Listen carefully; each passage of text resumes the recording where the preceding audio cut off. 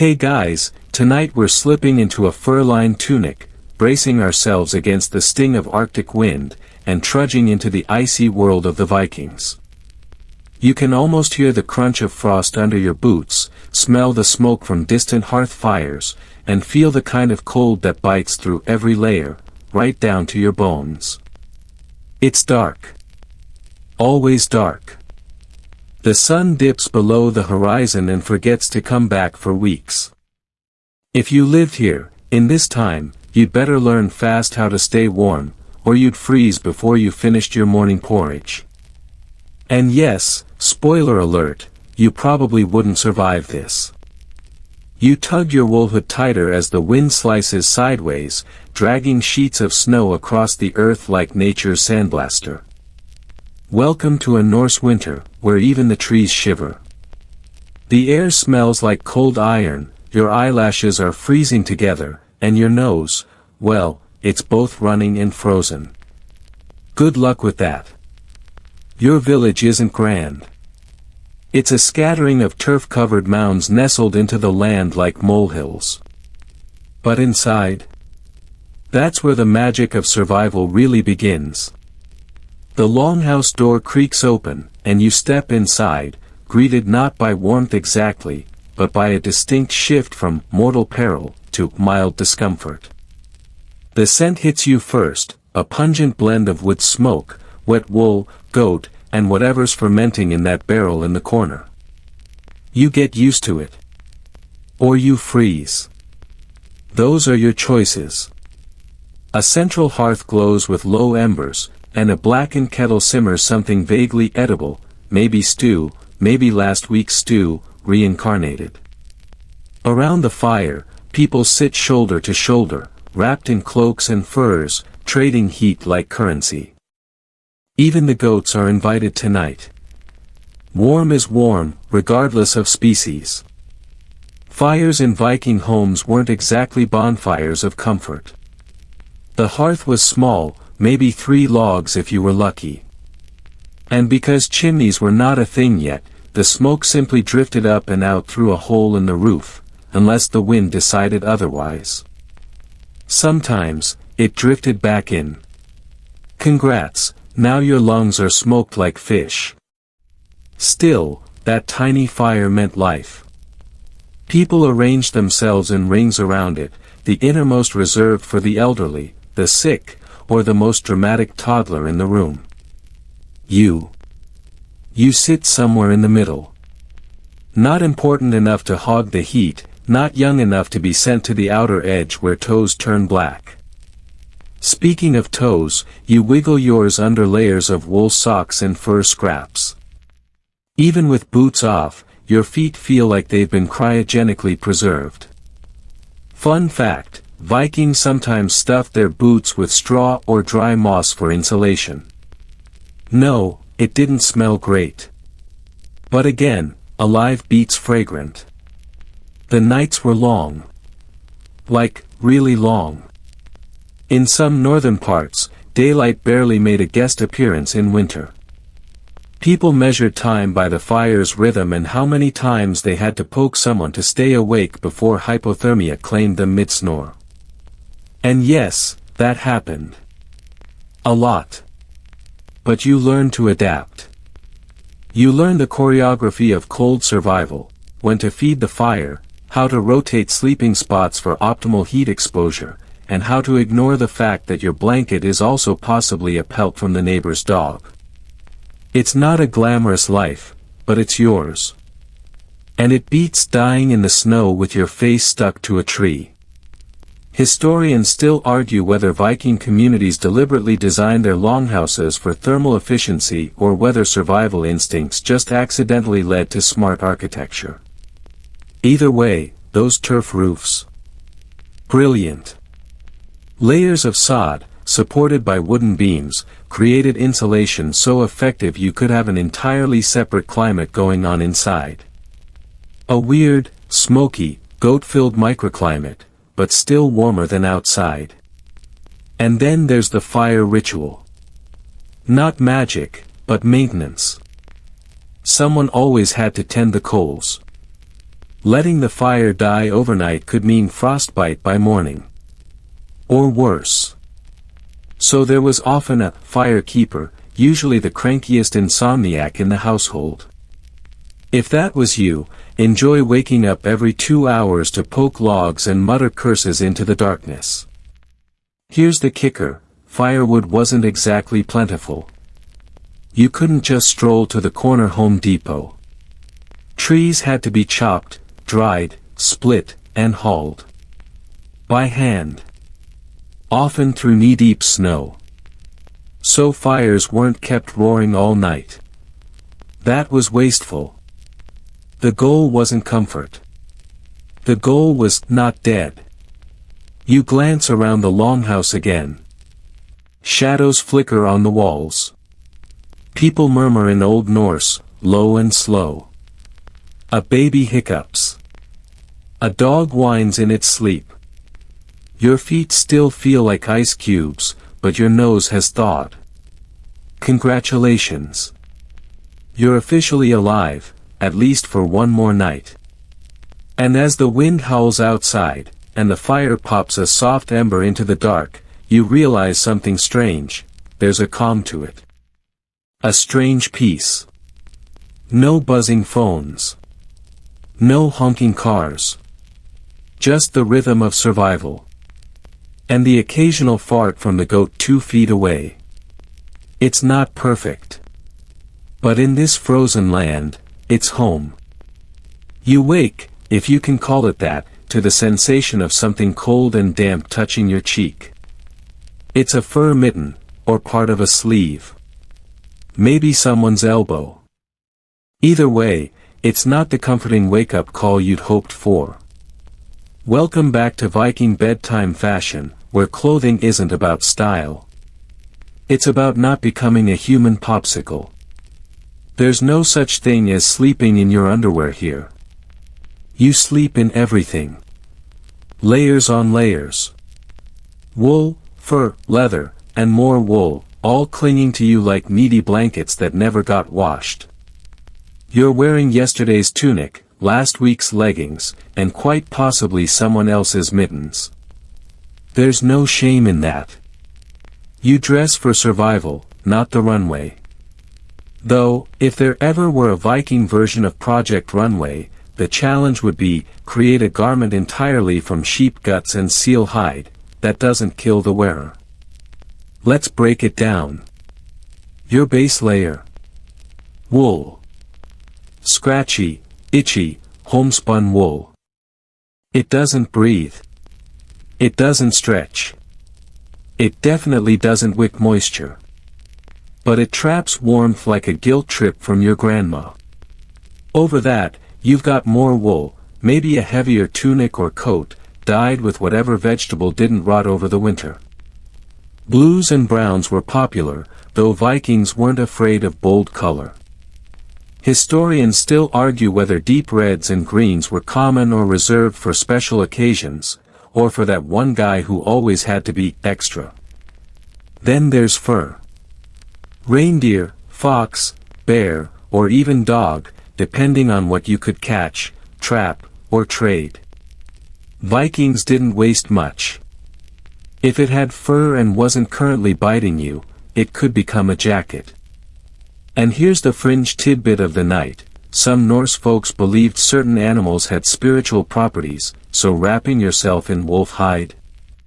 Not just practical, possibly a power move. Now, this wasn't the kind of fur coat you'd see draped over a bored heiress in a 1980s drama.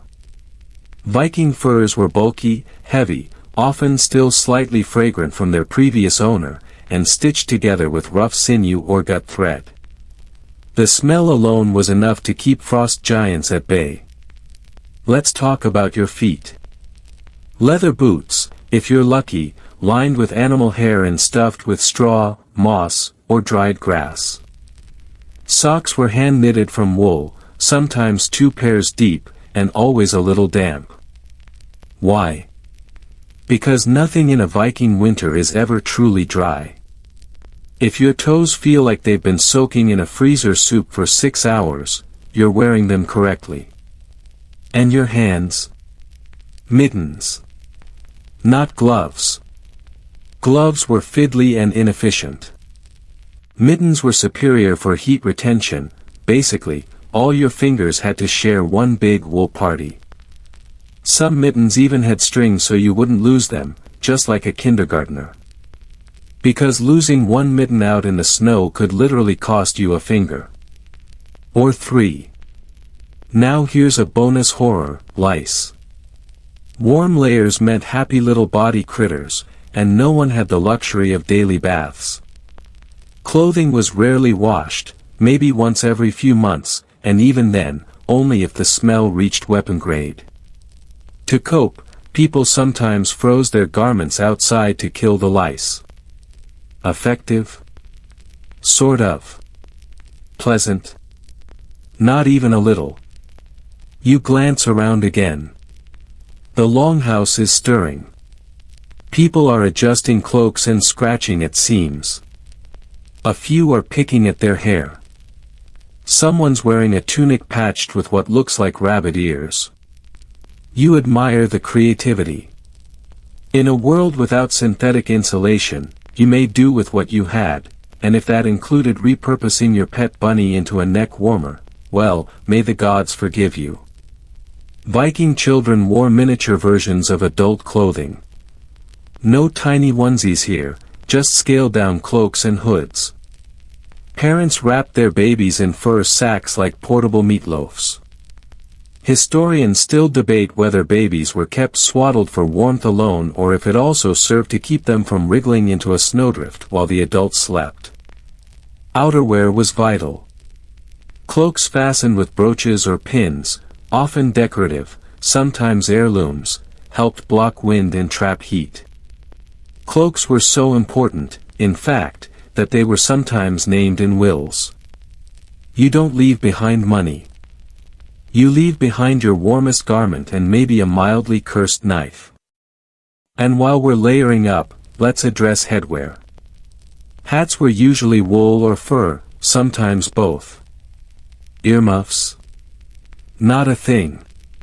Viking hats often had flaps or extra cloth you could pull down like a sad, cold raccoon. Helmets were reserved for battle, not bedtime, though sleeping in one might have provided additional lice protection, at the cost of ever moving your neck again. You fidget with your layers. Everything is itchy. But you feel a little warmer now. Sort of. Maybe it's just the body heat of 30 people packed into a structure that technically counts as a building because it hasn't collapsed yet. There's something comforting in the shared discomfort. Everyone's clothes are worn, patched, sometimes ridiculous. But they work. They're the reason your ancestors survived the worst winters Northern Europe could throw at them. And maybe why you're still here now, in your own warm room, listening to this, with socks that weren't handmade by someone named Gudrun. A little perspective helps. You're not wearing seal intestines. You haven't scraped frost off your blanket with a knife this morning. And your neighbor didn't borrow your boots and return them filled with fish. Yet. You shift a little closer to the fire, trying not to wake the person next to you whose snoring sounds suspiciously like a dying walrus. The longhouse groans with every gust of wind outside. Snow pelts the roof in rhythmic waves. You pull your cloak tighter and glance around again. This is your cave, your shell, your entire universe for the winter months. Welcome to the Viking longhouse, a marvel of damp, smoky, not quite freezing engineering. Picture it, a long, narrow rectangle, maybe 15 to 30 meters in length, depending on how rich or ambitious your family is.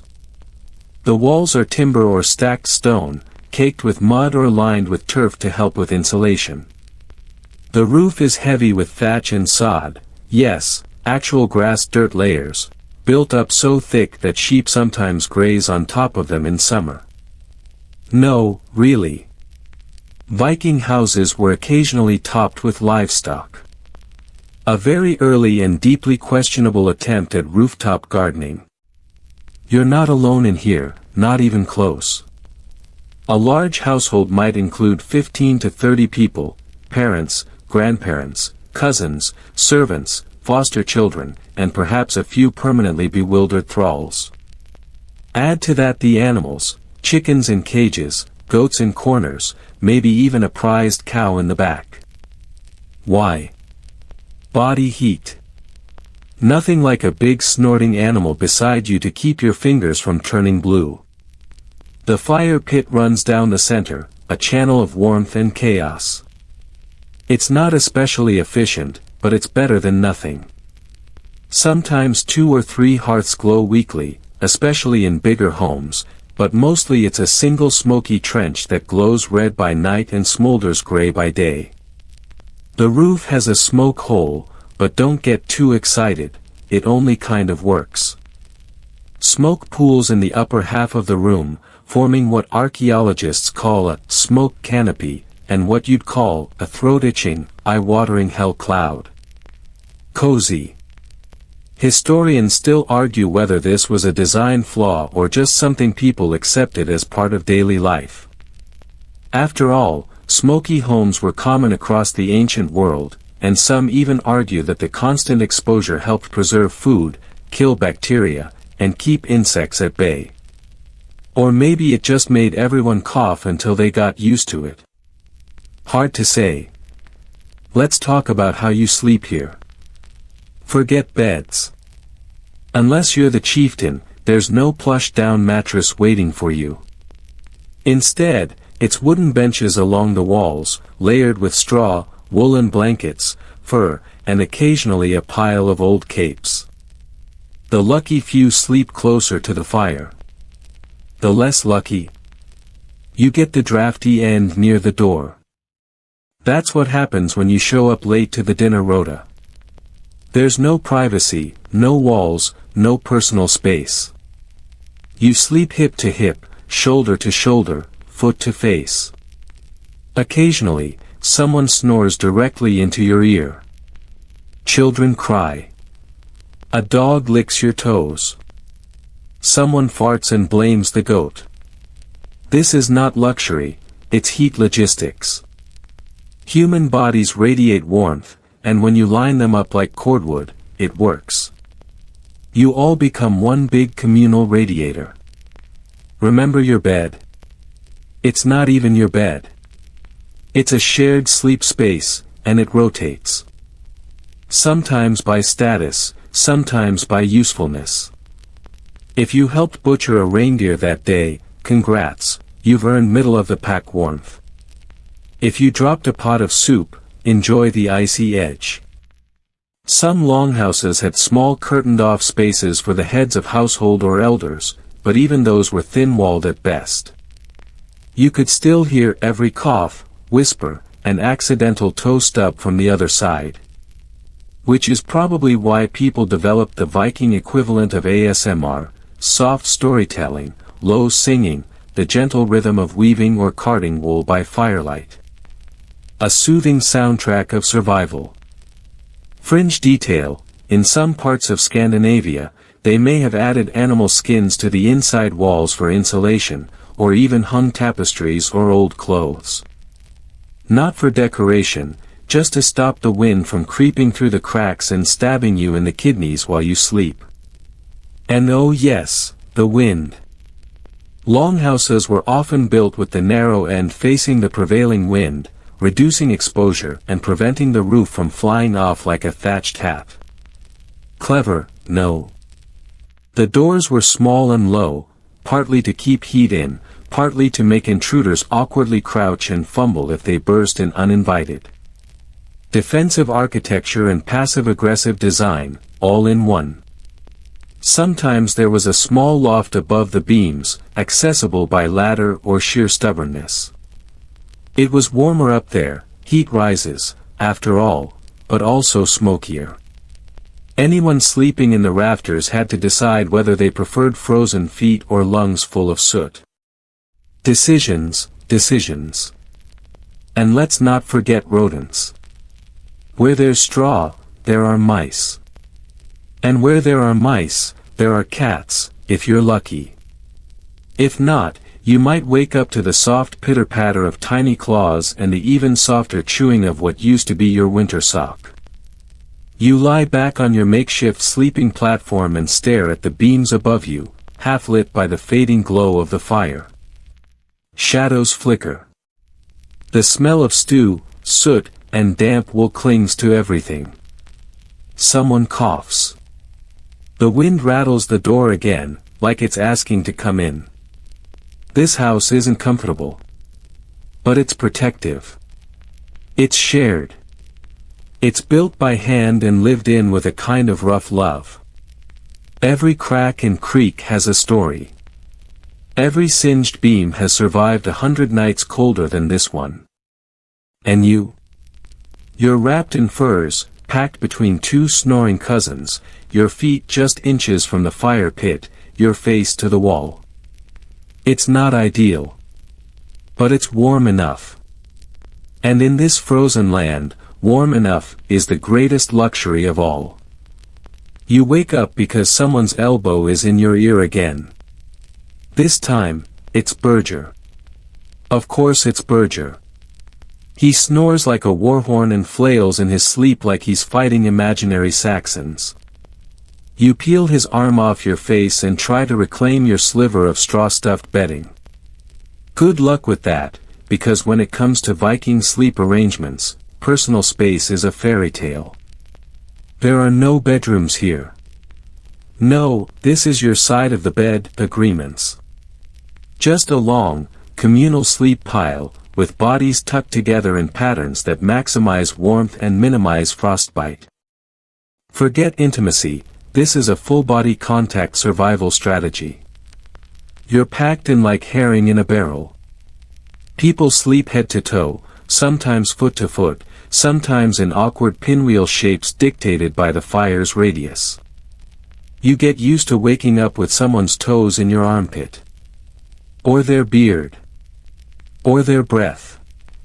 It's a sensory experience that modern mattresses simply can't replicate, and honestly, probably shouldn't. There's a certain rhythm to it all. Kids closer to the center, old folks swaddled near the fire, and the healthiest or most expendable on the outer rings. It's not favoritism, it's thermal geometry. Everyone plays a part in keeping the collective core warm. Congratulations, you're a human insulation layer. And yes, that includes snuggling. Or at least, huddling. Viking families weren't particularly shy about physical closeness. You pressed together under shared cloaks, draped in furs like half-cooked burritos. Couples spooned, children sprawled across parents, and if your uncle accidentally hugged your leg in his sleep, well, you just let it happen. For the heat. Historians still debate how much organized cuddling was cultural versus purely practical. Were there unspoken cuddle rules? Was there a designated noodle pile technique passed down through generations? No one knows. But judging by the sheer intensity of the cold, anyone refusing to cuddle was probably very, very dead by spring. Now, you may be wondering, what about privacy? The answer is simple. There isn't any. And no one expected it. Everything from snoring to sleep-talking to mid-sleep flatulence was a group event. The longhouse was a chorus of bodily noises, snores, sniffles, creaking joints, and the occasional dream yell when someone relived that time they lost a duel over a goat. You roll over and try to avoid the damp patch, because, yes, someone spilled a chamber pot earlier. Probably Bjorn. Again. The cold makes everything harder, including bladder control. Nighttime accidents weren't rare, especially among the very young or very old. And when you're all packed together like a burrito buffet, one person's mistake becomes everyone's problem. But let's not dwell on that. Let's talk about bed-sharing customs. In some Norse sagas, there's mention of travelers or guests sharing beds with their hosts, not in a weird way, but because that was literally the only bed. Hospitality meant sharing food, warmth, and sometimes a portion of your sleep space. It wasn't about comfort. It was about generosity, and not letting your guest turn into a popsicle overnight. Fun fringe tidbit: some historians believe bed-sharing arrangements may have been used strategically, politically, even. You invite someone into your bed not for romance, but to forge an alliance. Nothing says, "We're allies now," like waking up together covered in each other's sweat and goat hair. And what if you're sick? Then you really get the good spot, next to the fire, wrapped in extra furs, often with someone designated to wake you every so often and check if you're still breathing. If you're lucky, someone sings to you. If you're really lucky, it's not Berger. There's an odd comfort in all of this closeness. You feel protected. Not just from the cold, but from the howling wind and creeping darkness outside. The world beyond the longhouse is vast, frozen, indifferent. But here there's warmth, noise, life. Of course, there are drawbacks. Someone always kicks you in the night. Someone always talks in their sleep. And once in a while, someone rolls too close to the fire and has to be smacked awake before they ignite like a greasy log. But there are sweet moments too. The baby curled up between two siblings, cheeks pink from the heat. The low murmur of an elder telling a story in the dark. The shared laughter when someone starts snoring like a walrus again. You're not alone. You're a part of this lumpy, itchy, noisy family heap. And as much as you'd like a little breathing room, you know that these human heaters are the reason you still have toes. So you shift closer to the center, steal a bit of fur from someone's cloak, and close your eyes.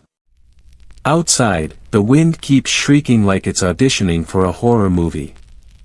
But in here, there's snoring. And warmth. And, yes, probably a flea or two. You can't help but think, this is what survival looks like. Not glamorous. Not quiet. But alive. And warm. And weirdly comforting, even when someone drools on your arm. You're half asleep, half frozen, and fully regretting the second helping of dried fish stew from dinner when nature calls. Unfortunately, nature does not care that it's the middle of the night, your cloak is stuck under someone's back, and the outside temperature is roughly frozen hell. You try to wiggle free from the Viking sleep pile. It's not graceful. Someone grumbles. Someone else instinctively swats at you like you're a midnight raccoon. Eventually, you slither free, pulling your cloak on in the dark like a reverse magician stuffing himself into a burlap sack. Now comes the truly harrowing part, the nighttime bathroom ritual. In the Viking world, there is no ensuite toilet, no glowing bathroom light, and certainly no heated seat. Your options are threefold. Chamber pot. Designated waste corner. Braving the frozen outside. Let's start with the chamber pot, the crown jewel of Norse sanitation. It's a wooden or clay vessel, tucked discreetly near the sleeping area. Ideally, it's used by just a few people. In reality, it's a community effort. You approach it like a bomb technician, slow, cautious, and with a silent prayer to Odin that it doesn't tip. It's dark. The fire has died down to glowing ash. You fumble. You aim. You question every life choice that's led you to this moment. And if the chamber pot is full, or worse, frozen over, you consider option 2, the waste corner. Historians still debate whether Viking homes had specific indoor waste zones or if that's just what happens when enough desperate people give up on dignity. Some archaeological sites suggest longhouses had trenches or pits dug just outside the doorway, covered loosely with branches or straw. Practical, if not exactly elegant. And then, there's the outside. You open the door. It sticks. Of course it does, it's frozen shut with spit, snow, and goat drool. You kick it gently. It creaks open, and a gust of wind slaps you across the face like a disapproving Valkyrie. You step outside. Immediately, the air bites your nose. Not a nibble. A full chomp. Your breath turns to steam and then freezes in your eyelashes. The snow is knee-deep, crusted with ice. Somewhere in the distance, a wolf howls, or maybe it's just the neighbor trying to find his own frozen chamber pot. You shuffle to the edge of the property, praying your cloak stays wrapped and that no one opens the door and lets the heat out. In some wealthier settlements, there might be a small outbuilding, basically a wooden crate with a hole in the floor. But here, you squat in the shadow of the firewood pile, trying not to fall backwards into a snowdrift and become part of tomorrow's cautionary tale. And just when you think you're in the clear, your foot slips. Not a full wipeout, but enough to splash into something suspiciously warm and now alarmingly cold. It's the worst part of communal winter life, the mystery puddle. Fun fringe fact. In the Norse sagas, there's almost no mention of bathrooms. Either they were so common and understood they didn't need explaining, or no one wanted to talk about them. The real heroes of history, clearly, were the ones brave enough to empty the chamber pots every morning. You shuffle back inside, toes numb, pride slightly bruised. You gently close the door and tiptoe past the fire. But now you're awake. Fully. Your body's confused. You've braved the blizzard and now it thinks it's time to chop wood or build a boat. Sleep. Sleep is cancelled. You crawl back into your spot. It's been taken. Of course. Berger has rolled into your straw nest like a heat-seeking walrus and shows no signs of giving it up. You consider waking him, but then remember the time he headbutted someone in his sleep. No thank you. Instead, you find an edge space, right near the drafty door, naturally. You curl up as tightly as possible, cloak tucked to your chin, hands wedged under your arms for warmth. You try to ignore the cold creeping in through the floor, the steady drip of condensation from the roof beam, and the gentle, rhythmic snorfart harmony from the sleeping pile behind you. Historians still argue whether Viking families rotated sleeping spots intentionally, giving everyone a chance at warmth, or whether the strong just claimed the good spots and dared anyone to challenge them. It was probably a bit of both. Social hierarchy didn't vanish at bedtime, after all. If anything, it crystallized, usually into the side of your ribcage when someone shoved you out of the warm circle. You drift off again, finally, thinking about just how difficult the simplest things are in a Viking winter. Going to the bathroom becomes an Arctic expedition. Staying warm is a nightly negotiation. And getting back to sleep after all that? Let's just say you've earned it. Somewhere in the darkness, the wind moans again. A timber creaks. The goat coughs. And the person next to you rolls over and steals your cloak. Survival isn't always about big battles and heroes' journeys. Sometimes, it's about keeping your backside dry and your eyebrows unfrozen in the dead of night. Morning arrives not with a sunrise, but with the damp snuffling of a dog licking your face and the piercing shriek of a child stepping barefoot into the chamber pot. You jolt awake, freezing, cloak half pulled off your body, mouth dry and crusted with dreams you'd rather forget. The dog, probably a half-wolf with mange and opinions, snorts at you and wanders off, tail wagging smugly. It's time to face the day, whether you like it or not. In a Viking household, waking up isn't so much a gentle process as it is a chaotic unfurling of limbs, coughing, grunting, and the occasional thud as someone tries to stand too quickly and smacks their head on a low beam. The longhouse is suddenly alive with motion. Children fight over turnips. Elders grumble about dreams and sore hips. Someone accidentally kicks over last night's soup pot, which had been doubling as a hand warmer. You are one of the last to rise, and for good reason. The floorboards are still cold, the coals are barely glowing, and your cloak now smells faintly of goat pee. Breakfast? That depends. If you're lucky, there's leftover barley porridge, now firm enough to use as a weapon. Maybe there's some dried fish, hard cheese, or cold-boiled turnips. If you're really fortunate, someone remembered to stir the mead before it froze into a slushy. There are no lattes. No toast. No quiet introspection over a cup of herbal tea.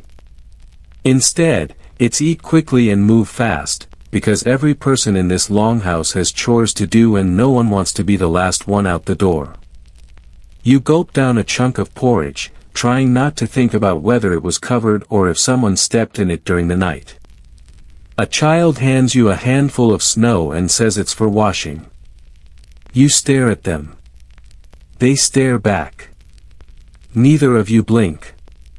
You rub the snow across your face, wincing as it burns, then press it to your armpits with all the enthusiasm of a monk flagellating himself for imagined sins. Congratulations, you are now clean by Viking standards.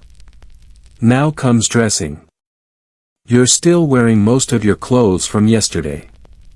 And the day before. But today's special, it's wash day. Not for you, of course. For your one shirt. So, you remove the outer layer of wool and hand it off to a cousin who will beat it against a rock in a frozen stream while cursing your name in runes. Left in your undertunic, you contemplate your next layer. Should you wear the fancy belt with the iron buckle? Probably not. That's for gatherings and raids. Today is for chores. Today is for work. Today is for not dying in a snowbank while gathering firewood. You strap on your boots, stiff with frost, and your second-best cloak. It still has dried blood on it from that time you helped butcher a cow. Or was it the pig incident? Hard to tell now. Either way, it's warm and only slightly flammable. Outside, the day is gray. The sky is the color of dirty wool. Snow crunches underfoot, thick and stubborn. The wind finds every gap in your clothing like it's playing hide and seek with your dignity. You and your fellow housemates fan out like ravens in search of shiny things. Some head to the forest for kindling, others to the river to chop ice.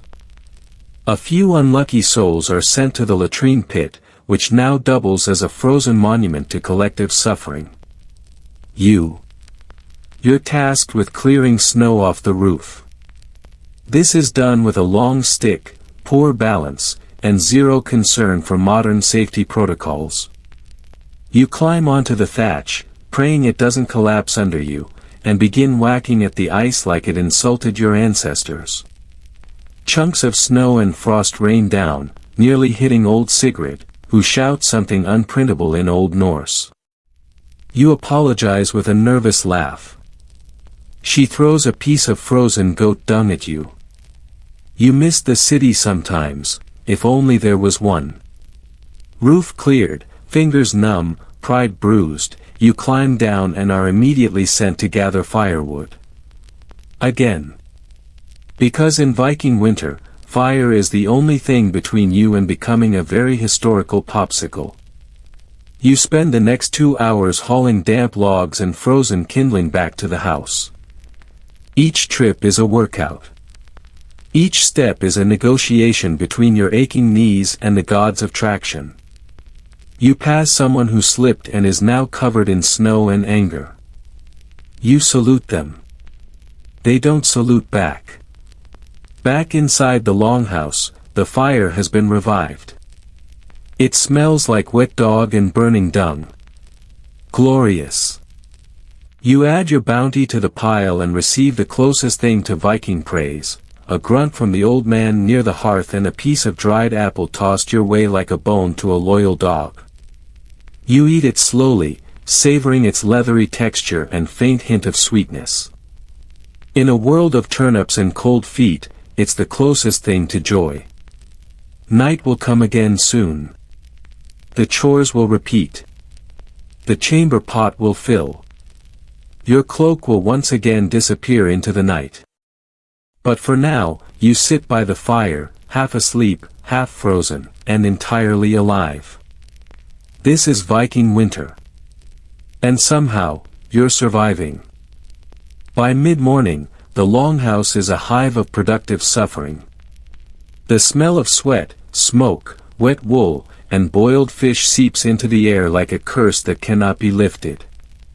The fire now crackles louder, fed with the frozen logs you and the others hauled from the forest. For a moment, you stand by it, basking in the warmth like a lizard in Valhalla. But bliss is fleeting. Someone slaps your shoulder with a frost-bitten hand and mutters, "Out." Animals. Ah, yes. It's your turn to deal with the livestock. You trudge back out into the gray abyss, where the sun is still missing in action and your nose has frozen into something resembling a carrot. The animal shelter is a half-collapsed structure of timber, straw, and deeply offended smells. The goats bleat aggressively the moment they see you. One of them, you swear, has been planning your downfall since midsummer. Feeding the animals is a delicate dance of dodging kicks, hissing chickens, and a pig that has been in a mood ever since someone named Torbjorn tried to shave it during a drunken dare. You scatter hay like a god of grass, try not to inhale too deeply, and make the mistake of stepping into the cow's pen without checking your bootlaces. The cow, of course, takes this opportunity to stomp directly on your foot. You don't scream, Vikings don't scream, but your mouth does open in a soundless opera of pain. The cow looks at you with utter indifference. You bow slightly. Respect. Back at the longhouse, you pass the women preparing a kind of stew that defies easy definition. It contains root vegetables, dried fish, and something that may or may not have once had legs. They stir it slowly, solemnly, like witches summoning flavor from the abyss. You offer to help. They hand you a knife so dull it could be used to spread butter on a rock. You peel turnips. You peel more turnips. Then, as a treat, you peel parsnips.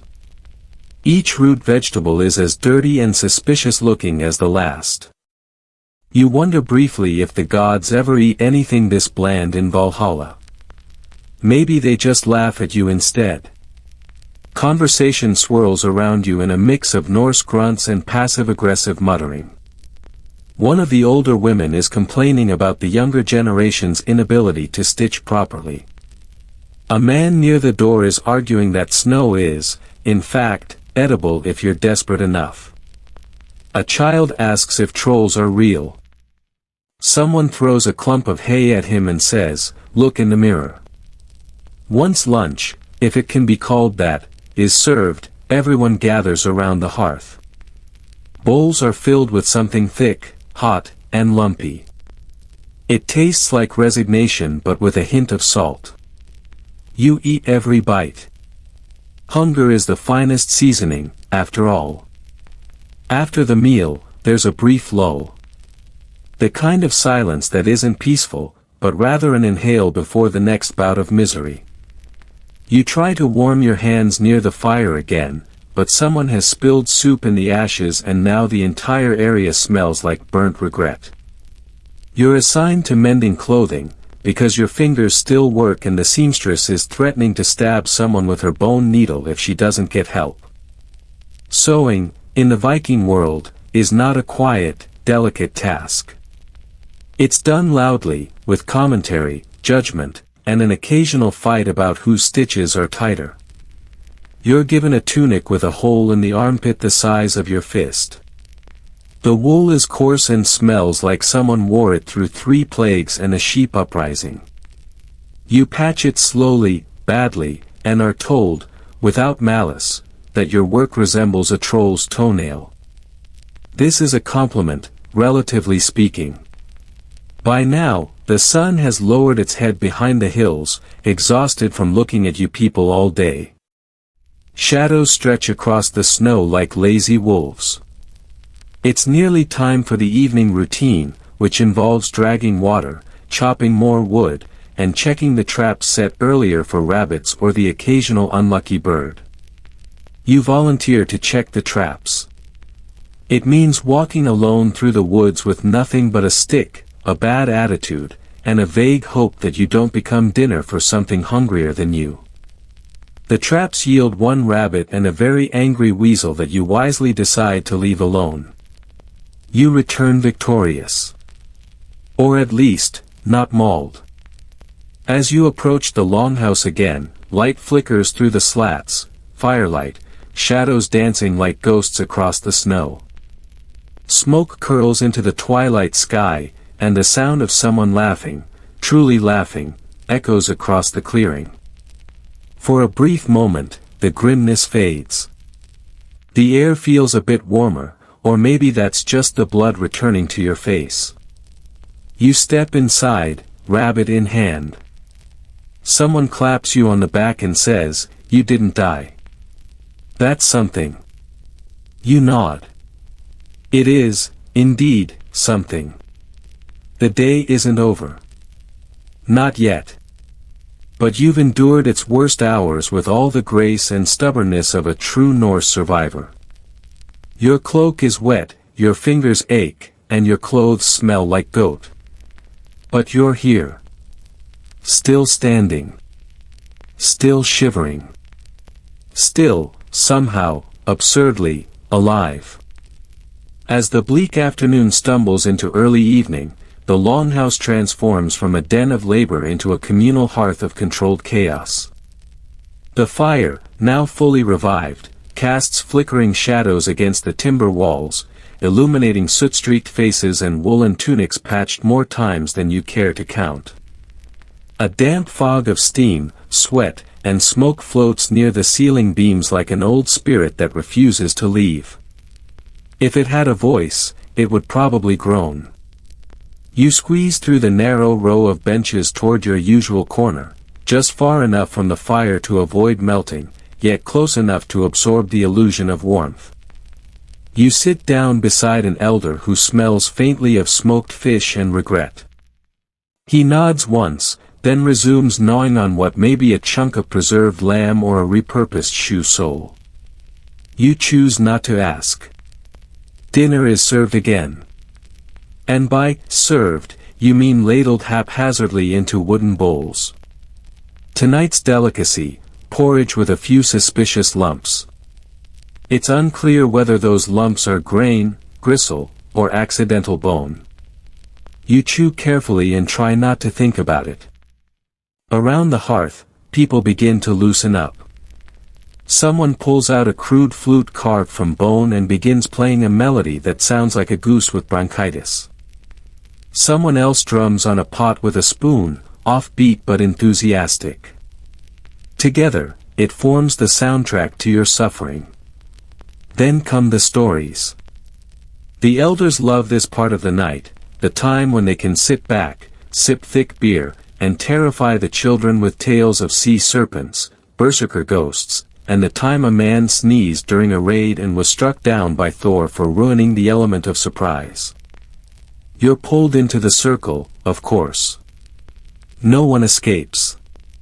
Tonight's tale is about a distant cousin who once fell asleep on a sealskin raft, drifted out to sea, and woke up in the Faroe Islands with a beard full of barnacles and an angry puffin. The story is almost certainly false, but the way it's told, with wide eyes, exaggerated hand gestures, and dramatic pauses, makes it feel like gospel. Laughter rolls through the room, the kind that starts in the belly and rises like smoke.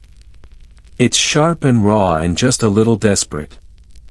Because here, in the depths of a winter that has no end, laughter is not just a luxury, it's survival.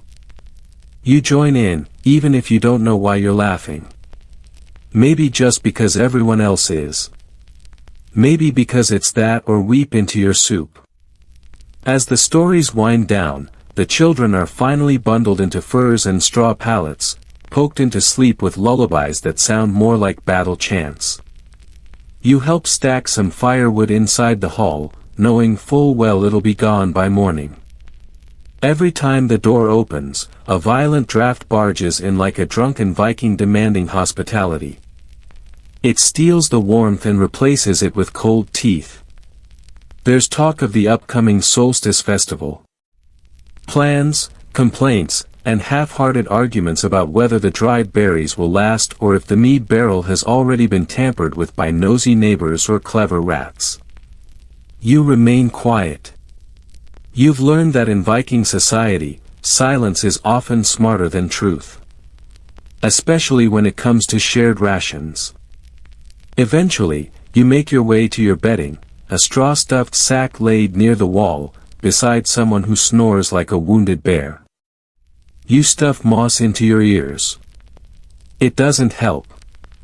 You wrap yourself in a scratchy wool blanket that smells like ancient goat and worse choices. Your feet, still slightly damp, begin to tingle with that familiar mix of numbness and frostbite flirtation.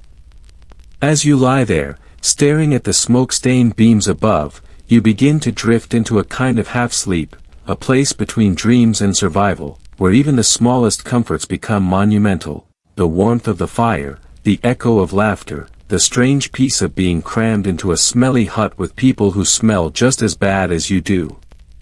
You don't dream of glory. You dream of dry socks. And bread. And maybe, just maybe, a day when your hands don't feel like two frozen lumps of stone. Outside, the wind howls. But inside, the longhouse holds strong. You've made it through another Viking evening. You are just beginning to doze off. Your limbs have stopped shivering, partly because your body has surrendered to the cold, partly because you've tucked yourself into a fetal position so tight that even your ancestors would be impressed. And then it comes. The sound. A low grunt, just outside the longhouse.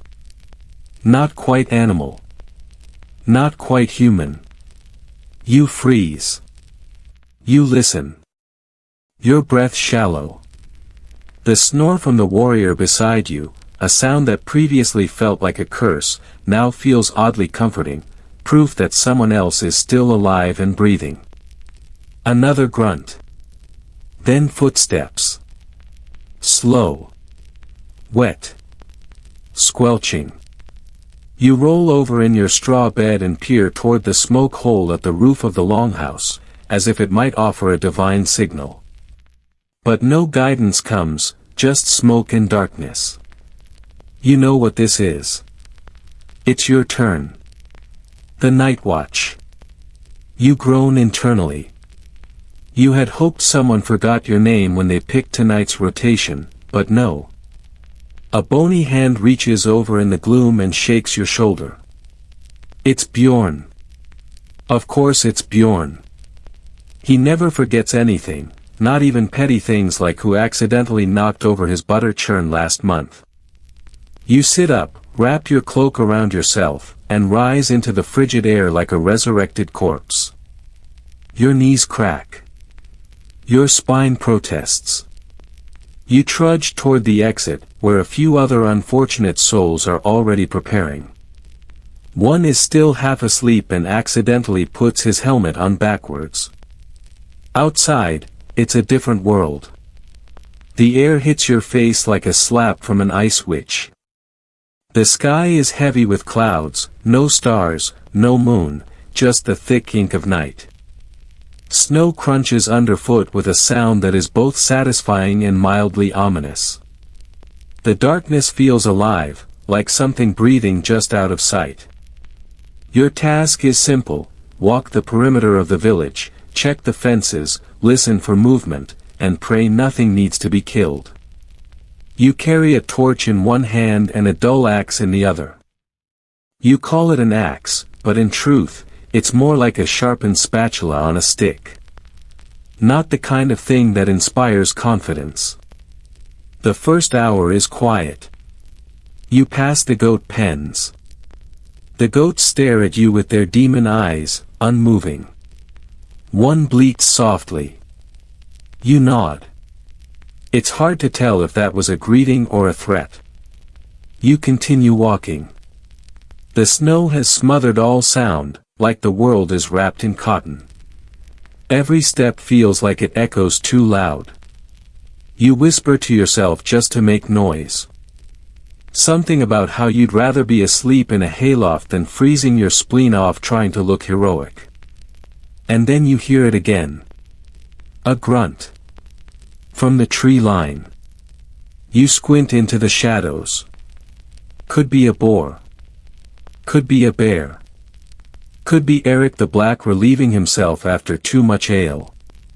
All possibilities equally disturbing. You raise your torch and shout the required words. Who goes there? Nothing. Then, a flicker of movement. Fast.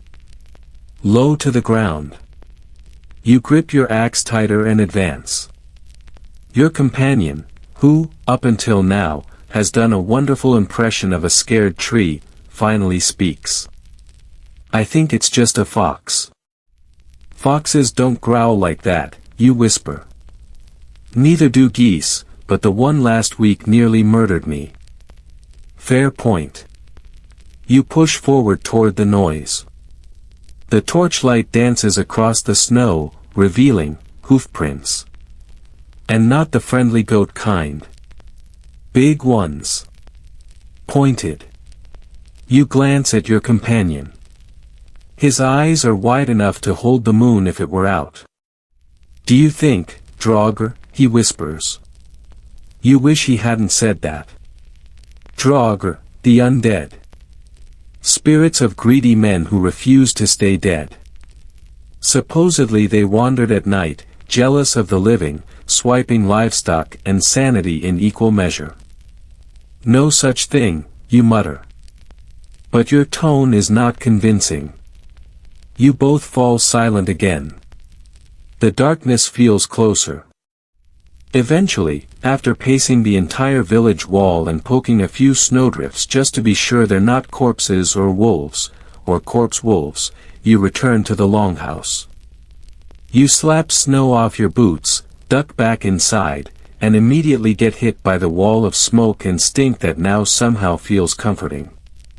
You peel off your outer cloak, hang it near the fire, and look down at your bedding. Taken. Someone is now snoring in your spot. You consider kicking them. You don't. You're too tired to fight a grown man over straw.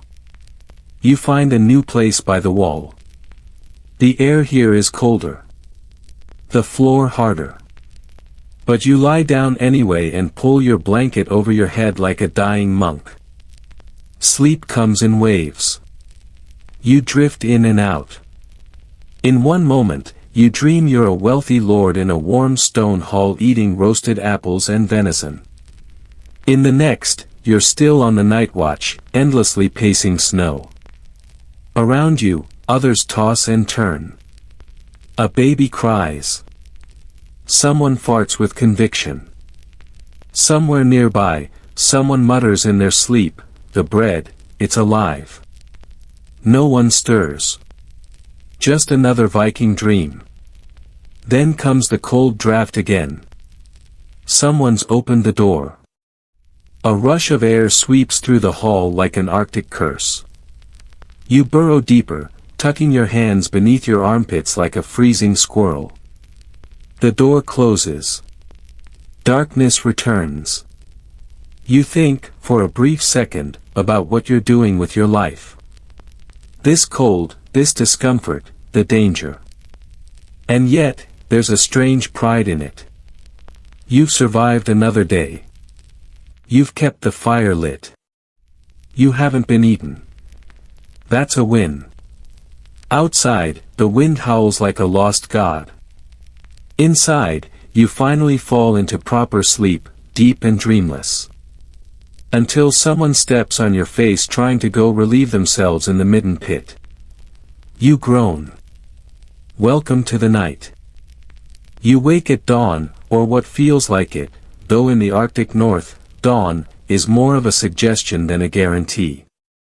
The cold is still pressing against your skin, and the sky is a dull gray that refuses to brighten.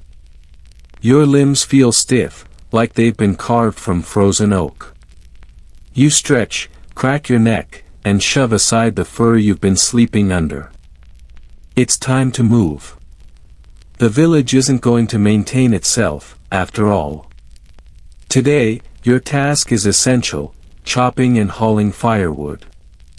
Without it, every warm bed turns into a frozen tomb. And here's a strange truth, Vikings didn't rely solely on trees. When forests thinned out, or when you lived closer to the Arctic Circle, where trees were basically short, twisted apologies, they used driftwood. Imagine entire shorelines strewn with ancient logs delivered by the sea, like a Norse version of Amazon Prime. So, you shoulder your axe, rough-hewn and slightly nicked from overuse. The haft is worn smooth from years of sweaty palms. You trudge toward the forest edge, boots crunching through snow and ice.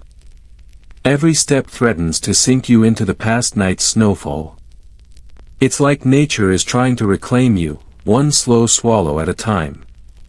The work is rhythmic, swing, crack, pause, breathe. You learn quickly that swinging too hard gets you nowhere except tired and bruised. There's an art to it, a kind of forest tai chi. Each split log is a ticket to survive the next frigid night. Stack enough of them, and you earn the right to complain about your back like a true elder. Historians still argue whether Vikings ever planted trees deliberately or if they simply relied on what nature handed them. Some say they had a form of resource management, while others argue they were more focused on immediate survival than long-term forestry strategy. Either way, you know better than to waste good wood.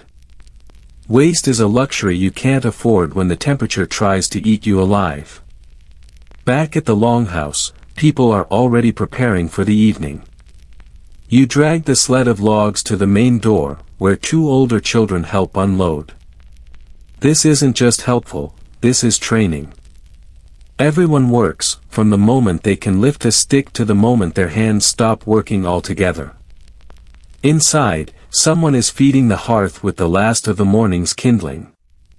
The fire is roaring again, hungry as ever, cracking like laughter from a ghost you'd rather not meet in person. And over it hangs a cauldron, yes, the ever-present iron belly that boils whatever meager stew is on the menu today. But let's not romanticize it. The food? It's functional. You're probably eating something like barley porridge with a few chunks of reindeer or dried fish, if you're lucky. Taste is secondary to calories. If it sticks to your ribs and doesn't poison you, it's good enough. The idea of seasoning is a bit comical, unless you count salt or slightly less mossy as flavor profiles. You settle by the fire, warming your fingers. You didn't wear gloves earlier. Why? Because your ancestors liked to feel the sting of cold as proof of life, apparently. Or maybe mittens just got in the way. Either way, you now feel the fire prickling your nerves awake again. It hurts, but in that, I'm not dead yet, sort of way. And now comes one of the few true luxuries of Viking winter life, storytelling. With no TikTok, no endless Netflix scroll, and no Wi-Fi in the fjords, shocking, I know, your entertainment depends on memory, drama, and a bit of creative exaggeration. A gray-bearded man begins a tale, something about Thor disguising himself as a bride to retrieve his stolen hammer. Yes, that story is very real, and yes, it's just as ridiculous as it sounds. Thor, the mighty thunder god, cross-dressing to fool giants. And it's told with such casual flair that no one even blinks. You chuckle, not because it's strange, but because the old man adds details each time. This time, Thor cries like a maiden. Last time, he crushed the wedding table. The story wraps with laughter and a few claps. You swear the room feels warmer now, not just from the fire, but from that shared moment. Community is its own kind of insulation, and it turns out, humans generate more heat through connection than a dozen logs ever could. And here's a quirky tidbit for you. Some Viking homes featured central fire pits with smoke holes in the roof, but no chimneys. That meant everything. Your stew, your cloak, your hair, smelled like smoke all winter. People today pay extra for smoked flavors. You live in it.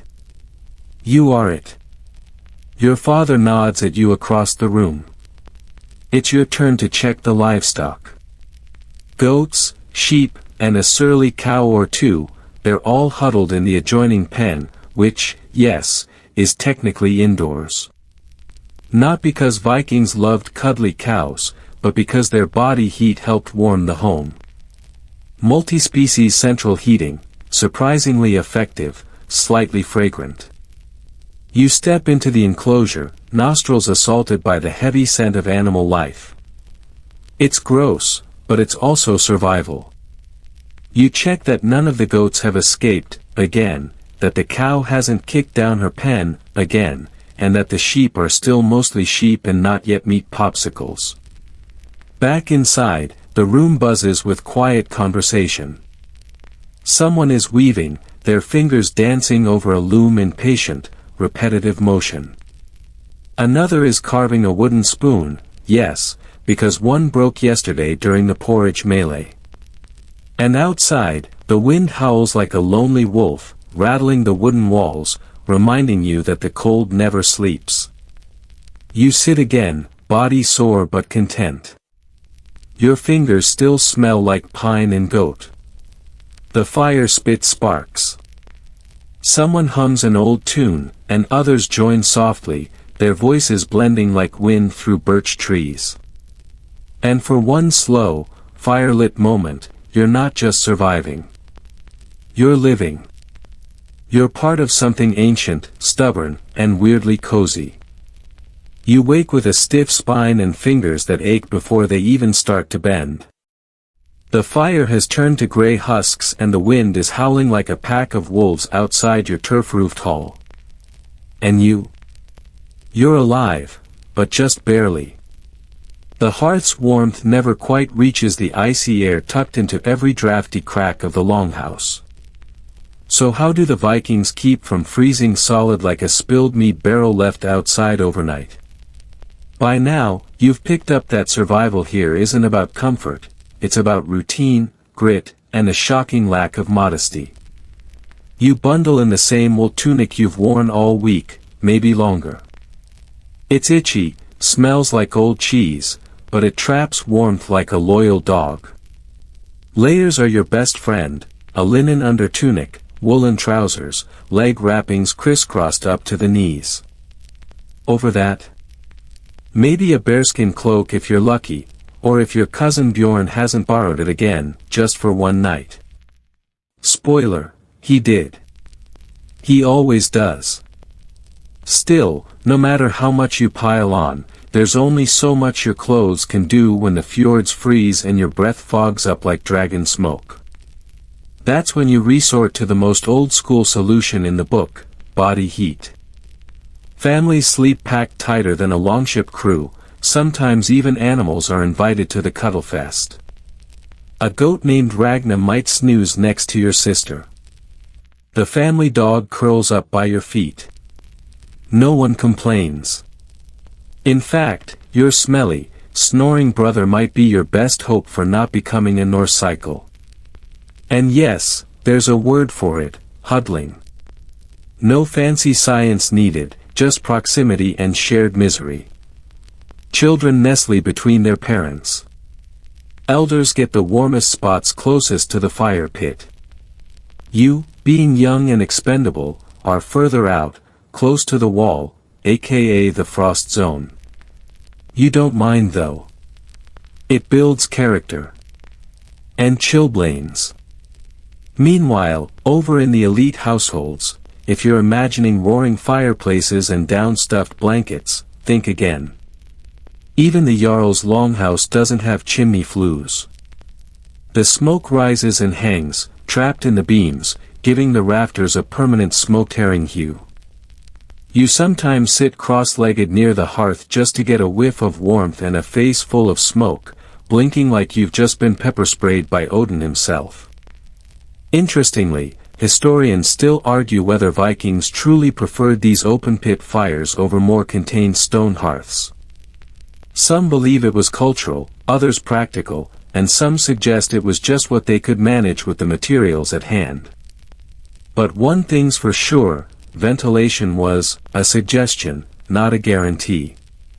Speaking of smoky longhouses, here's a fun, fringe tidbit. There's evidence suggesting that soot-stained walls actually acted as insulation over time. That's right. Your walls are dirty, but in a good way. Like when your least washed hoodie becomes the warmest thing you own. Adds charm. Adds heat. Adds a cough, probably. Now let's talk about beds, or what passes for them. You sleep on a raised wooden platform filled with straw. It pokes. It squeaks. It smells like something that used to be hay but gave up. If you're wealthy, maybe there's a wool-stuffed mattress over the straw. If you're not, well, you fluff the straw with your elbows and try not to dream of featherbeds. The bedding is animal skins layered over woolen blankets. You share everything, including the lice. If one person gets fleas, congratulations, everyone gets fleas. It's a Viking group experience. Like a spa, but itchier. Still, it's not all doom and gloom. Some clever households hang thick tapestries along the walls to trap heat. They're decorated with scenes from Norse myth, Thor bashing a giant, Freya riding her boar, Loki being Loki. And yes, they're beautiful. But more importantly, they stop the wind from slicing through the room like a spear through soft cheese. One truly charming Viking tactic. Heated stones. After dinner, you wrap a few near the fire, then tuck them under your bedding. They cool down fast, but even a half hour of toasty toes is a little slice of heaven. Especially when the alternative is frostbite and emotional trauma. Oh, and did you know that some Viking winter customs involve passive-aggressive weather songs? That's right. Old Norse poetry included invocations and complaints directed at the cold, like some early version of passive resistance. You sit in the dark, teeth chattering, and mutter oaths at the wind spirits. Doesn't actually warm you up, but it's cathartic. And culturally enriching. Water. Frozen. Ale. Maybe slushy. You sometimes choose snow if you're desperate, but that just makes your teeth hurt. There's a reason Vikings drank so much warm mead. It wasn't just for revelry. It was for body temperature regulation. Medicinal, you might say. Totally justifiable. Some homes go a step further and use built-in animal stalls to heat the space. Yes, the barn is attached directly to the living area. Cow breath equals warmth. It's eco-friendly and smells like survival. If you're lucky, the pigs don't squeal all night. But don't think this cozy misery is without structure. Each evening has its little rituals. The fire's coals are banked with ashes to keep them smoldering. The children are wrapped up tight like smoked fish. The warriors sharpen their blades for the next raid while telling ghost stories about frost giants who eat your toes if you leave them uncovered. It keeps the kids in line. and the adults slightly paranoid. Still, somehow, you drift off, wrapped in sheepskin, crammed between siblings, soot on your cheeks, straw in your hair. You listen to the low crackle of embers and the distant hiss of wind beyond the thatched roof. Someone snores. Someone farts. Probably the goat. But you're warm. And for tonight, you're not dead. Which, by Viking standards, is a smashing success. By now, your boots are frozen stiff, your woolen socks have fused to your skin, and you've likely sneezed your soul out at least twice. But here's the catch, you're still not dead. And that, dear Viking wanderer, is worth celebrating. Because now it's time to peek inside the often overlooked hub of survival and community, the longhouse hearth, where stories flowed as freely as mead, and survival was as much psychological as it was physical. Inside the longhouse, the fire doesn't just heat the room, it defines the entire social rhythm of your frosty little world. You sit on a rough wooden bench, fur-lined cloak wrapped tightly around you. Your nose is finally thawing. And across from you, Grandma Viking. Her face is a roadmap of windburn and wisdom, and she's about to launch into another tale about how she lost her pinky toe to a frost giant. You know that's nonsense, but you let her talk. Because even stories help keep you warm. The hearth sits in the middle of the longhouse, crackling and spitting embers into the rafters. The flames are more than just light, they're life. Meat stews boil in iron pots, hanging from blackened tripods. Smoke curls upward, caught in the timber beams above, slowly escaping through a hole in the roof. That roof, by the way, is stuffed with turf and moss, great insulation, yes, but also home to several spirited mice and at least one suicidal squirrel. You glance around.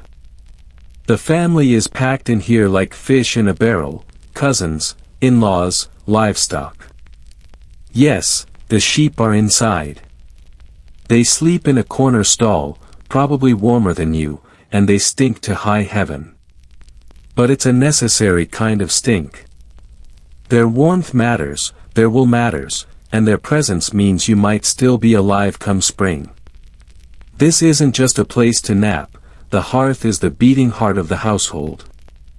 Around it, children learn myths, about Odin, Loki, and the great tree Yggdrasil. Men carve bone tools and mend gear, muttering about how the Jarl's youngest son can't even hold an axe properly. Women sew tunics and gossip about whose beard is looking suspiciously thin this winter. And above all, there's laughter, even when your fingers have gone numb and your goat has started sneezing. You wrap your hands around a wooden bowl of warm broth. It's thin, mostly water, but spiced with onions and dried herbs, some kind of marshland weed you're told is good for the blood. It tastes like boiled sock. Still, it's hot, and that's what counts. Your breath fogs the air in front of you. You breathe it in slowly. The warmth begins to creep from your throat into your chest. Historians still argue whether the hearth served primarily as a cooking station or a center for ritualized family bonding. Some claim the layout of these longhouses, elongated, narrow, and focused around the fire, suggests a practical necessity, with heat distribution being the main goal. Others insist the hearth was a symbol, a psychological anchor against the dark chaos outside. Either way, you get the sense that it's more than stone and firewood. It's what keeps your people sane. Here's a quirky tidbit: many Viking families would carve small talismans and place them in the firewood or hide them under the hearthstones. These charms, runes, bones, even tiny figurines, were meant to protect the household from evil spirits. Or from the neighbors. Hard to tell which was scarier. One popular charm. A tiny hammer-shaped pendant, invoking Thor's protection. If Thor's good for smashing frost giants, maybe he can ward off pneumonia, too. Now, if you're wondering about ventilation, yes, it was a problem. Smoke often filled the longhouse to eye level. That meant you either stayed hunched low like a crab, or you lived with the permanent stench of smoked beard. Longhouse kids probably spent the first 5 years of life smelling like overcooked salmon. But again, smoke deterred pests, helped cure meat, and kept moisture out of the rafters. So maybe choking on it was just part of the charm. Your eyes begin to droop. The fire pops softly, casting orange light over the fur-covered bodies around you. You notice a cat curled by the coals. It twitches its tail in its sleep, dreaming of mice or perhaps plotting the downfall of mankind. It's hard to tell with cats. You nudge your boots off, steam rising from your damp socks, and let the heat soak into your bones. A grandmother starts humming an old lullaby. It's not cheerful. Viking lullabies rarely are. They involve wolves, icy graves, and something about a raven stealing your dreams. But somehow, it's comforting. Maybe it's the rhythm. Maybe it's the simple fact that someone is still singing, even on a night cold enough to freeze a whale's mustache. You think back to that moment earlier in the day when your axe nearly slipped from your gloved hand, the metal too cold to grip. Or when you saw a frostbite creeping across your cousin's cheek like a pale tattoo. Out there, it's war against nature. In here, it's not peace exactly, but it's home. You've survived another day, and you're wrapped in a cocoon of warmth, stories, smells, and snoring. So you lean back against the timber wall. You let the smoke rise around you. Your eyes close. You don't dream of warm beaches or modern luxuries.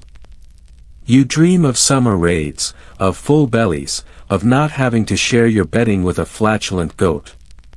You sleep, and the hearth keeps burning.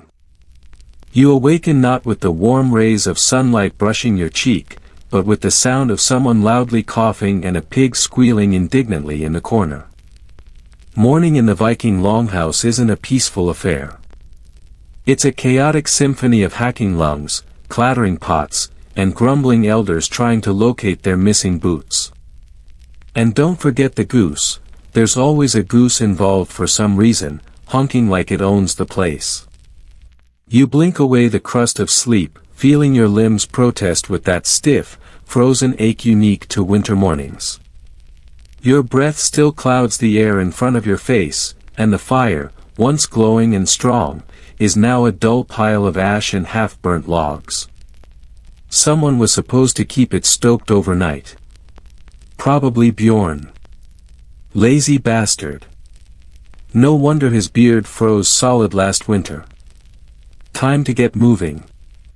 And by moving, we mean dragging yourself from the warm fur pile, stepping onto icy floorboards that make your toes shriek in betrayal, and slipping into clothes that feel like they've been stored in the Arctic.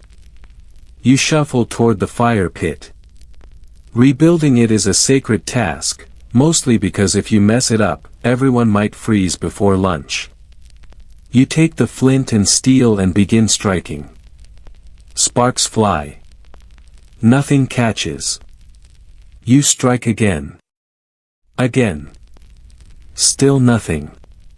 You mutter a quiet prayer to the fire spirits, or perhaps just curse the damp logs. Eventually, a sliver of smoke appears, then a flicker of orange. The flame crackles to life, and like moths to a flame, the entire household begins inching toward it like zombies seeking warmth instead of brains. Breakfast, if you can call it that, is served. It's yesterday's broth, reheated. Possibly with added squirrel, though no one's admitting who caught it. There's stale bread so hard you could kill a man with it, and a dollop of lard smeared on top for calories. You eat slowly, mechanically, as conversations pick up around the hearth. Today's to-do list is unrelenting, despite the cold. You're scheduled to go break the ice on the well again, a job you hate with a passion. Not only is it freezing, but there's a decent chance you'll fall in, and nobody wants to be remembered as the idiot who died in 3 feet of water. Then there's firewood to split, traps to check, snow to shovel from the roof before it caves in. It's a glamorous life. But first, outhouse duties. Yes, we need to talk about that. Viking sanitation was about as elegant as you'd expect from a culture whose idea of luxury was a woolen tunic that didn't have fleas. The latrine, if it existed, was usually a hole dug some distance from the longhouse, sometimes shielded by a screen or a sad little shack. In winter, that hole is a frozen pit of despair. You'd better be quick, or you'll discover new forms of frostbite you didn't know existed. Wiping, moss, dried grass.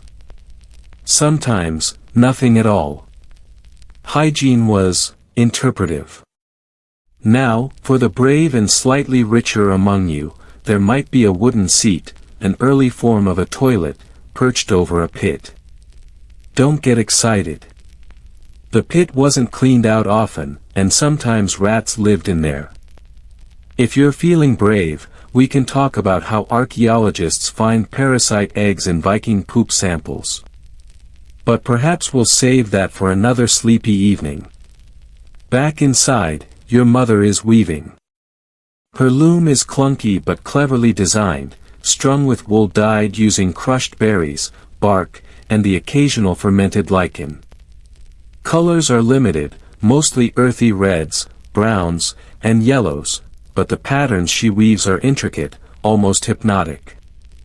It's not just craft, it's survival.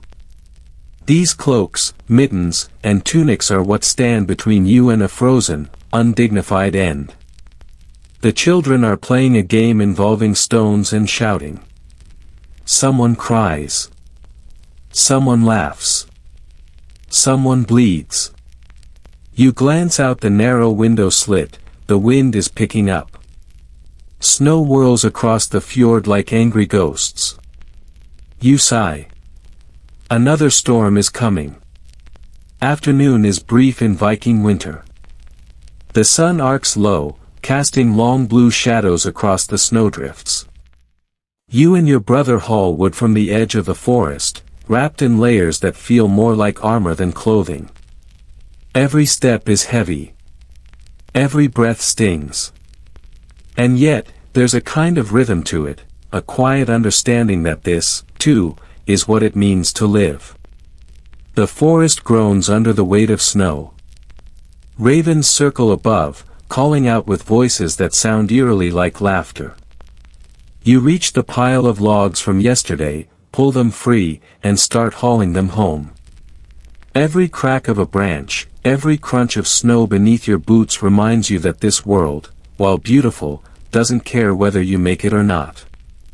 Back home, dinner is more of the same. Stew, bread, lard, maybe a sliver of dried fish if someone was feeling generous. But tonight, there's also storytelling. And that changes everything. Your uncle, a man whose eyebrows have their own weather system, leans in and begins. Long ago, when the sky was younger than it is now, and the sea still whispered to men in their sleep. And with that, the longhouse falls silent. The fire crackles. The wind howls outside. But inside, you are transported, to lands of giants, to gods who turn into animals, to warriors who rise from the dead just to punch their enemies one last time. You fall asleep not with dread, but with wonder. The cold will always return. The chores will never end. But stories last longer than the snow. And that, perhaps, is how Vikings truly survived their winters, not just with fires and furs, but with imagination. You wake the next morning sore in places you didn't know existed. Your legs ache from trudging through snow, your back groans from hauling wood, and your nose feels permanently frozen. But the sun is out, low and pale, like a shy candle in a cavernous sky, and that alone feels like a small miracle. Today is bath day. Don't get excited. In Viking times, bathing was rare in winter, but not entirely non-existent. The Norse were, surprisingly, among the cleaner medieval cultures, and even the Anglo-Saxons thought they were a bit too into grooming. But that's all relative. In practice, it means you might bathe once a week if you're lucky and the river hasn't frozen over like an ancient Viking ice trap. Instead, today you visit the Bastofa, a steamy, smoky bathhouse/sauna hybrid. It's not glamorous. It's a wooden shed filled with hot stones, steam, and half-naked people who smell like wet wool and onions. And yes, it's communal. Privacy is for monks and moose. You strip down, wincing as the cold air kisses your skin, and scuttle inside like a crab seeking shelter. Inside, it's oddly peaceful. The heat envelopes you like a smoky hug, and the air is thick with the smell of pine resin and sweat. An old woman tosses water onto the hot stones, releasing a fierce hiss that sends steam billowing through the room. Someone begins humming, a low, rhythmic tone that vibrates in your chest. You scrub yourself with birch twigs, not because you enjoy pain, but because it helps exfoliate and chase off lice. You scrub until your skin turns red, then sit in silence as the warmth works its way into your bones. No one speaks much. The sauna is sacred, a place of cleansing, not gossip. Afterward, you cool off outside, steam rising from your bare shoulders as you gasp in the cold. A layer of frost instantly forms on your hair. You wonder, not for the first time, if this is what being reborn feels like, half frozen, half boiled, but strangely alive. Back at the longhouse, you pull on fresh, well, less dirty, clothes and rejoin the others for the day's work. Today, it's time to craft rope. Yes, rope. The unsung hero of Viking life. Whether it's used for ships, sleds, fishing, or tying your brother to a tree when he won't stop singing, rope is everything. You sit beside your father, who spins long strands of horsehair and plant fiber between his calloused fingers. His hands move with quiet precision, muscle memory guiding each twist. You try to mimic him. Your first rope is sad. It unravels immediately, like your patience. Your father grunts. Try again. You do. Over and over. By noon, your fingers are raw, but your rope holds together. Sort of. You call it a victory. Afternoon brings a surprise, a visitor. The door creaks open, and in steps a figure cloaked in snow and silence. It's your cousin from the fjord over, pale, frostbitten, and carrying a sack of smoked fish. He's here to trade. And to gossip, obviously. The longhouse brightens with his arrival. News from the other village is always thrilling. Who married who died during the last storm, which cow mysteriously went missing and was definitely not eaten. The gossip flows as freely as the mead, and for a while, it feels almost festive. You sit close to the hearth, listening. Someone plucks a lyre, and a song begins. It's an old one, full of longing and cold and heroic death. The kind of song that makes your heart ache even if you don't know why. Your cousin sings in a low voice. You don't understand every word, but you don't need to. The emotion carries everything. After the song ends, the room grows quiet. No one speaks. Even the fire seems to dim for a moment. Then someone farts loudly, and the spell is broken. Laughter erupts. It's human, messy, and perfect. That evening, as the shadows stretch long and the wind picks up again, you find yourself outside. Alone. You look up at the sky. The stars are so bright they look like holes poked through the heavens. The Milky Way stretches across the night like the path of a wandering god. And in that vastness, you feel something both ancient and familiar. You are small, yes. But not insignificant. You are part of something old. Something that has survived blizzards, famine, fire, and time itself. You are not alone in your struggle. Everyone here, your family, your ancestors, even that annoying goose, is bound by the same quiet fight, to endure. Tomorrow will bring more cold, more chores, more sore muscles. But tonight, there are stars. There is warmth. There is story. And that, for now, is enough. The longhouse has grown quiet. The fire in the central hearth now glows low, amber and red, casting soft light over the timber beams and fur-lined sleeping platforms. You lie beneath your heavy wool blanket, curled in a nest of warmth and exhaustion, listening to the murmured breaths of your family around you. Someone snores faintly. Someone else murmurs in their sleep, perhaps dreaming of fish, or fire, or old gods with long memories and cruel smiles. Your eyes trace the flicker of flame dance on the rafters overhead. Each ember crackle feels like a tiny heartbeat, a rhythmic lullaby. Outside, the wind howls softly along the eaves, as though the fjord itself is singing a lullaby to the snow. It's the sound of isolation and protection all at once, a lull that has sung to this land for centuries. The warmth seeps into your bones, relaxing the last of the day's tension. Your fingers, still slightly rough from rope making, curl under your cheek. The smell of smoke clings gently to your hair. You no longer mind it. Smoke means fire. Fire means life. The wool blanket scratches against your skin, but in a comforting way, like the hug of a very grumpy but reliable bear. Someone rises in the dark. Bare feet whisper over the wooden floor. A ladle dips into a clay pot for a final sip of warm goat milk before sleep. The person settles again. The room stills. You are drifting. Tomorrow, you'll chop wood. You'll carry fish. You'll sweep snow off the roof and try not to freeze your nose off.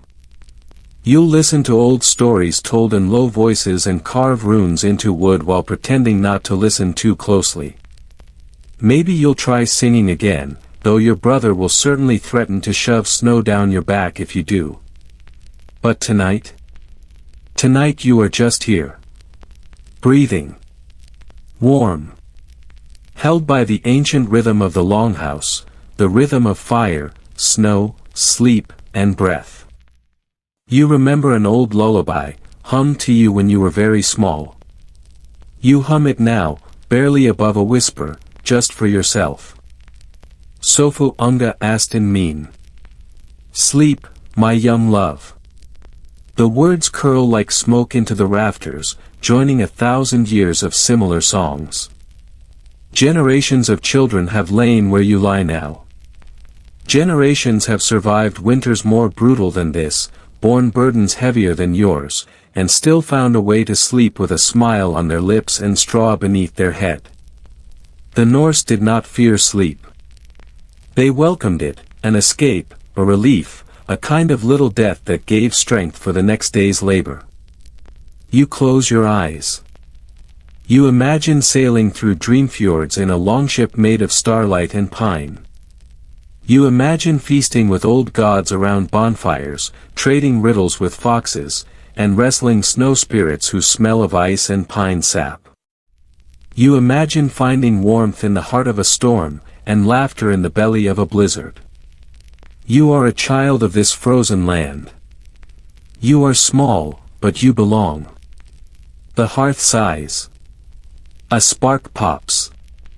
Sleep wraps you gently in its arms, like a fur cloak, like a mother's hush, like the quiet of falling snow. And now, you are gone. Gone to dreams. Gone to winter. Gone to the deep, ancient stillness of the north.